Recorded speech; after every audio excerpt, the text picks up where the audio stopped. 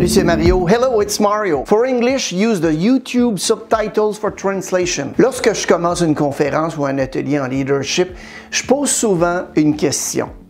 Qui aimerait avoir plus d'influence sur leurs employés? Évidemment, la majorité des gens lèvent la main. Je leur demande ensuite s'ils aimeraient avoir plus d'influence sur leur patron-patronne, les collègues, leurs conjoints-conjointes et toujours le même nombre de mains levées. Vous travaillez la majorité du temps avec 3 groupes de personnes. Et vous savez, on peut les classer sur une échelle de 1 à 10, 10 étant la meilleure note. Il y a tout d'abord nos 8, 9, 10. Ils performent, ils font les choses correctement et vous avez rarement des problèmes avec eux ou avec elles. Il y a ensuite les 4, 5, 6, 7. Ce sont ceux et celles qui vous font un travail correct sans plus. Ils sont souvent la moyenne et représentent le plus grand groupe d'une organisation. Et il y a finalement les 1, 2, 3. Ceux et celles que j'appelle le côté obscur de la force.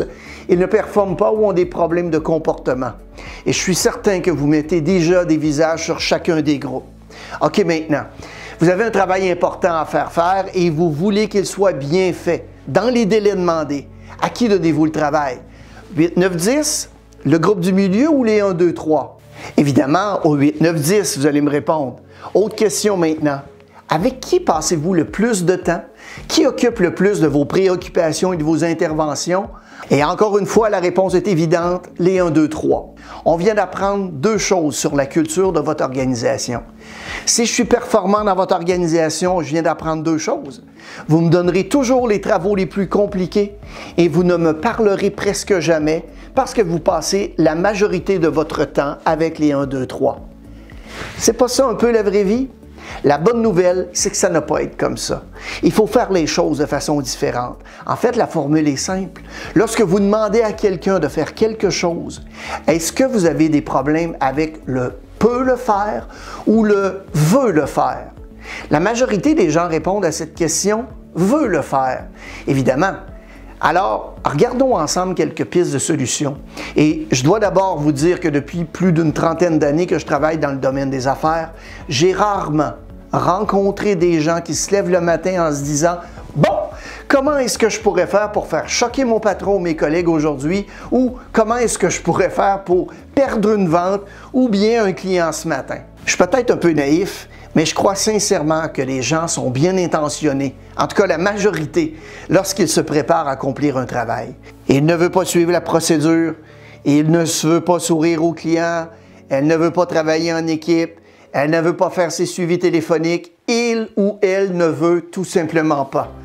Vous vous êtes sûrement déjà retrouvé devant ces situations et il existe des solutions, mais pour réussir, vous devez être prêt à faire un peu d'introspection, d'empathie et d'analyse si vous voulez vraiment le résoudre, le vœu d'un collaborateur. En fait, il y a principalement 4 raisons pour lesquelles votre employé, collaborateur, patron, conjoint ne veut pas. Premièrement, les attentes ne sont pas claires sur ce qu'il y a à faire. Deuxièmement, il ne sait pas comment le faire. Troisièmement, un obstacle l'empêche de le faire. Ou quatrièmement, il ne veut simplement pas le faire. Alors, posez-vous les questions suivantes pour déterminer la ou les bonnes raisons de son manque de vœux. Il est très important que vous utilisiez la perception de votre employé afin d'avoir une vue plus juste de là ou les raisons. C'est d'ailleurs en ce sens qu'on va poser les points énumérés sous forme interrogative et en utilisant la perspective de l'autre personne et non la vôtre. Premièrement, est-ce que les attentes sont claires sur ce qu'il a à faire? Deuxièmement, est-ce qu'il sait comment le faire? Troisièmement, est-ce qu'il y a un obstacle qui l'empêche de le faire? Et quatrièmement, est-ce qu'il ou elle veut le faire?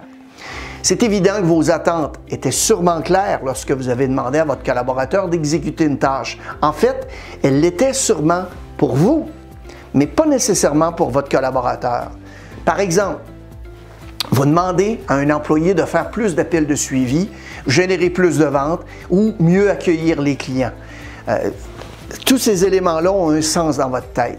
Mais il y a fort à parier que ces mieux, meilleur, plus ne résonnent pas de la même façon dans la tête de vos collaborateurs. Soyez le plus précis possible lorsque vient le temps d'énumérer vos attentes. Comme quelqu'un m'a mentionné un jour, il faut que ça soit aussi clair que si vous parliez à un enfant de 7 ans. Alors, faire plus d'appels de suivi va devenir faire 3 appels de suivi de plus par semaine. Plus de ventes va être clair en spécifiant 3 contrats de plus par mois. Mieux accueillir les clients va devenir accueillir les clients avec une poignée de main ferme et un sourire lors de toutes vos rencontres. Vous voulez valider si vos attentes sont claires? Demandez-lui simplement de vous répéter ce que vous venez de dire. Vous allez être très surpris des résultats. On a souvent tendance à penser que lorsque quelqu'un ne sait pas comment exécuter une tâche, il va cogner à votre bureau en vous demandant à peu près ceci. Toc, toc, toc, hey patron, j'ai vraiment de la difficulté à créer une bonne relation avec un client et si je parvenais à le faire, il me serait beaucoup plus facile de répondre aux objections et encore plus facile de conclure des ventes. Alors patron, j'aimerais beaucoup avoir une formation pour m'améliorer à ce niveau-là.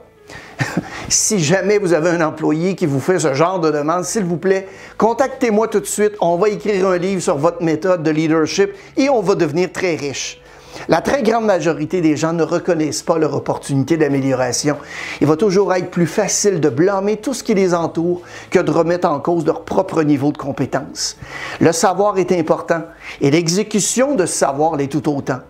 Quelqu'un a dit un jour que si l'on exécutait tout ce que l'on savait, on n'aurait même pas assez de temps pour dépenser tout l'argent que ça nous procurerait. Afin de valider leurs connaissances et l'exécution de ces dernières, demandez-leur simplement de s'exécuter devant vous. Vous serez très surpris de constater que vous confondez souvent le « ne veut pas » avec « ne peut pas ». Cas vécu? Un directeur du service après-vente d'une concession automobile me mentionnait que l'un de ses conseillers techniques ne faisait pas de suivi avec ses clients pendant la journée afin de les tenir informés de l'évolution des travaux qui est un critère très important dans la satisfaction de la clientèle. Il mentionnait que ça faisait plusieurs fois qu'il lui répétait de le faire et que chaque fois l'employé promettait de s'améliorer. Rien ne se passait. Je lui ai alors demandé s'il était possible que son conseiller technique ne sache tout simplement pas comment le faire. Il m'a répondu du tac au tac, « Ben voyons Mario, tous les conseillers techniques savent faire ça. » Je lui ai alors demandé la permission d'aller interroger son conseiller technique. En fait, je voulais simplement savoir de quelle façon il s'y prenait pour faire le suivi. Voici sa réponse. Écoute, quand j'ai le temps, je les appelle. J'ai demandé à sa collègue de quelle façon elle s'y prenait. Elle m'a indiqué qu'elle utilisait un fichier de suivi et qu'elle appelait ses clients à 3 moments précis pendant la journée. Elle m'a aussi dit ce qui était important à donner comme information à ses clients lors de ses appels de suivi. En comparant les deux histoires, laquelle d'après vous a une méthode claire sur la façon de le faire? Vous voulez valider si la personne sait comment le faire? Simple, demandez-lui de s'exécuter devant vous et ainsi, vous pourrez le coacher en conséquence. Pour le prochain point, je me rends chez un établissement concessionnaire un jour pour un mandat et le mandat était de valider une procédure au niveau de l'accueil des clients de la part des conseillers techniques. Et dans la séquence que je devais analyser, on demandait aux conseillers techniques de vérifier l'état de la garantie et les campagnes de rappel du véhicule. Les conseillers techniques entraient donc le numéro de série du véhicule dans le site Internet du manufacturier et ensuite constataient les résultats. Des 3 conseillers techniques, un seul le faisait. J'ai donc demandé aux 2 autres s'ils savaient qu'ils avaient à exécuter la procédure toutes les fois. Les 2 m'ont répondu que oui. Je leur ai ensuite demandé s'ils savaient comment le faire et je leur ai expliqué de m'expliquer la procédure. Encore une fois, affirmatif dans les 2 cas. Les 2 premières raisons éliminées, je me suis alors tourné vers le 3e en leur posant la question suivante. Est-ce qu'il y a quelque chose, un obstacle qui vous empêche de le faire à toutes les fois? Les 2 se sont regardés, sachant pas trop s'ils devaient me répondre. Le plus gaillard des 2 m'a alors dit, « Écoute Mario, on nous demande de répondre aux clients le plus rapidement possible et nos ordinateurs, tu croirais pas ça, ils sont super lents. On passe donc par-dessus cette étape parce que ça prend trop de temps lorsqu'on attend après ces foutues machines. » Je leur ai demandé pourquoi leurs collègues étaient capables de le faire. Facile! On vient de remplacer son ordinateur. Un autre point que vous devez considérer qui fait partie de cette question, c'est le talent inhérent de l'individu. Si la personne a atteint son maximum en termes de talent, vous ne pouvez lui demander d'aller plus haut qu'un certain niveau, évidemment, ça va devenir un obstacle. Et finalement, vous avez épuisé toutes les possibilités et vous en arrivez à la conclusion qu'il ou qu'elle ne veut simplement pas le faire. Vous devez être absolument convaincu que les 3 premières ont été couvertes avant de vous embarquer dans celle-ci. Dans le cas d'un « ne veut pas » réel, voici ce que vous pouvez faire. Les gens veulent faire les choses uniquement lorsque les 3 conditions suivantes sont remplies basé sur leur perception. La première condition se rapporte au moi. Est-ce que ça rapporte quelque chose à moi-même ou à l'entreprise? Pour que je veuille le faire, ça doit m'aider moi à faire un gain ou éviter une perte. Oui, je veux bien aider mon entreprise, mais tant que je n'y vois pas les bénéfices pour moi, je ne voudrais pas le faire. La deuxième condition touche le temps à obtenir le résultat promis. Plus c'est immédiat et meilleures vont être les chances que je veuille le faire. Plus le délai est éloigné, et moins grandes sont les chances que j'exécute ainsi la tâche. Le troisième point concerne la certitude d'obtenir les résultats promis. Plus petit est le risque, meilleures sont les chances que j'exécute ce que l'on me demande de faire. Prenons l'exemple afin de vérifier la validité du modèle. Un de mes collaborateurs ne veut pas faire d'appel de suivi auprès de nos clients et évidemment, on a écarté les 3 premières raisons. Parce que les attentes sont claires, il sait comment le faire et aucun obstacle n'entrave l'exécution des appels de suivi. Voici d'abord pourquoi il ne fait pas les appels de suivi en utilisant sa perception.